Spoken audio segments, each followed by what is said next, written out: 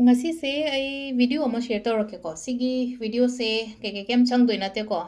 che amaga chamba kolom hadi any color yai ko black khatang tobi gano green tawraga di yam phare paisa gi ni ko sise ko paisa gi ni haraga di sise aina 2024 dari tawe 25 se ai thabak chin man ko mana 2025 se ta hode ba 2025 se khatang kai haini expected kainoma target kumba kai gumba leibado fulfill tawba ngamkide bam sengna ha kanda khoigi hogiba 2025 se so makoina hadi khallaga leigiba khotkibado khatang fulfill oidabado oiba adugi mamangi chahi na harasine ko 24 23 da su e ko aise 24 da su e ba 23 su phange aduga 24 da su phange do 25 ki e hode ko ado khallaga di dum leiba mind da di sisima ai sum tanwa ngamgadra khotkadra kan sum khanjabado ai gi thaba ingang kari kra business kai ka soma mayam se dai ko ado handak ti ai seme ko sigi pose aina semba pose mayam da su share torake ko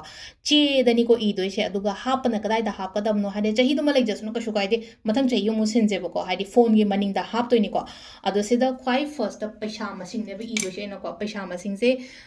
sida si yeng bio ko keno toraga sida rupees se e rase ba ko rupees ko hadi aina sum khanjaba keno gumba leiraga di ko hadi sida ni ahum mari manga taruk ko hai taruk ko taruk ko hadi aina sum tanba ngamgani kana khanbado hai tara ko 10 lakhs hana irase 20 ige mi gi capacity gi matung ile ko kun tanba ngam basu yarangani kuntra tanba even koigi kai hani sida lena ko tara 10 lakhs wagera 1 crore wagera 10 crore wagera ko hadi smai tawraga tanba ngam ba ko pa maina su leibudi lejarangani ko ado sida hadi paisa masing se irani ba khwai ahan bada aina sum yeng ko hadi paisa masing sum example oina sumaina ire ko paisa masing ja adugi matung da koina igadab se kaino ha gada aigi ming plus aigi ai popa imadu gi sagai ga mai maming ga su iyo ba se de ido se ko aina si je mamang da chahi ani ahum gi mamang da share di taw game ne ko ado hapetang sum i se ko kupti kuppe ko tar ko so idum haina haira ga taw ko dem horen nakshala kan da mu hair ke ba se da aigi ming ana harasine ko aigi ming se ko aigi bank ke no da leiba do ira se ba se da ko anglem athoibi ko devi aduga hadi imagi na harasine ko imagi da kumari soibam moi bani na hadi se da ira se ba hadi magi se ko soibam haina ire ko soibam noni bla ko soibam noni bla devi ko Chandra ke shukai di makha dum iyo ko sil le ko mai maming si ire ko aduga aina hoji leiba address haina harasine ko ai gi hoji leiba address ai sum e ge basida hadi ai gi address hadi aina hoji leiba manipur de leigera bangalore leigera mumbai leigera amada leigera mapanda leigera ko ai gi present address to isi ko sida ai sum e ge ko ai gi present address ko ado sida aina hadi 4th floor b block hain taraga smaina ire ko ado si se ai gi aina hojik lairiba sum address aina sum isanjare ko sida kaigino ha matam da every each and every documents ai dise lakpani na hadi si oina ibioba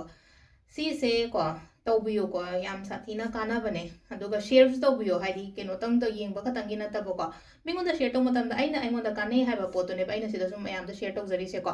aduga hadi mayam da share to matam da hadi mi aingon da kanai mingon da su kana gani haiba gi mai taro ko postal address to ni ko i do sida ai gi ko postal address no i do se postal pin code phawo yaw na i ne ba adagi account number i ne ba next ko account number ai bank account number do ni ko ido she ko ai bank account number si de i rage ba ai access bank ke ko 9220 hadi dum si je dot ko ai pura full di i dre ko aduga even bank ki maming phau ba i ba si da hadi ai gi bank se SBI oigera access oigera HDFC oigera amma oigera ko aduga symbols and angel numbers ani katang ga hairam ko symbols ina kai no mida star ko Mida star se ina hana su ke no budi to bone ko Mida star se sumaina first som da chinga ani na ko chinga aga makha da sumaina la ani aduga mathak ta mu sila ai na ko sida lei re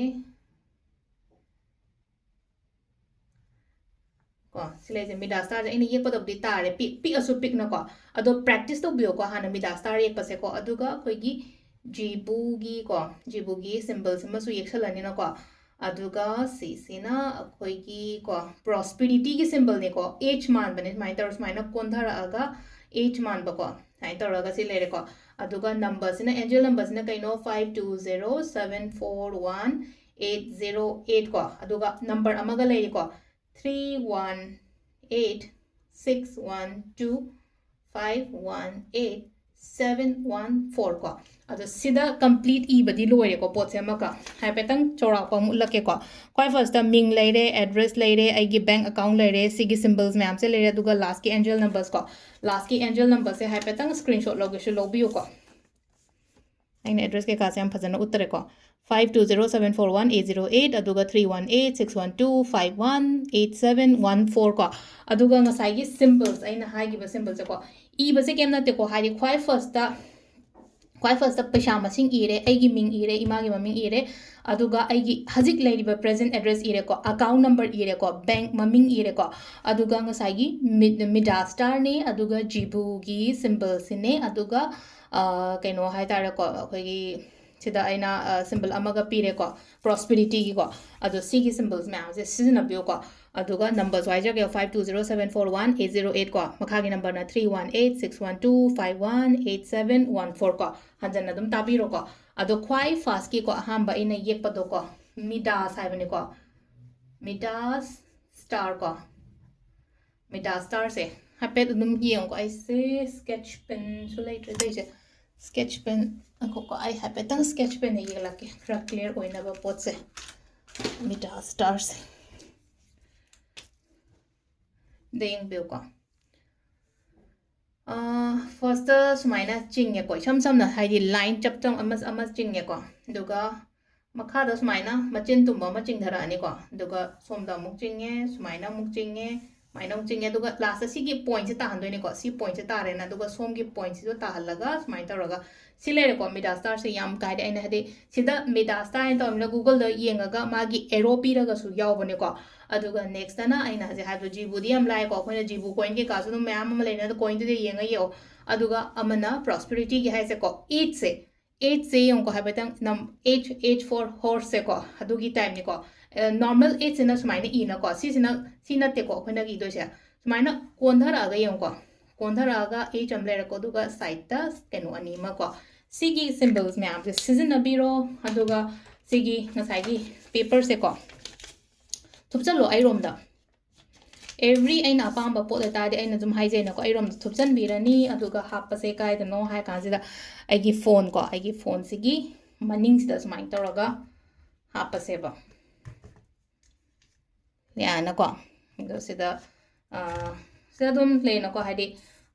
ningu ja suno mina ka shukai de ko aina sum aigi keno ma wish ma kai ma hapsa bani na ko adu phone maning da happa dum lecture suno handaki chahi se ko aina handak chahi gi ai target aina amount ma kari ma set to ira ka sima so hapsan biro ko ma'am adu sida le ko ngasi gi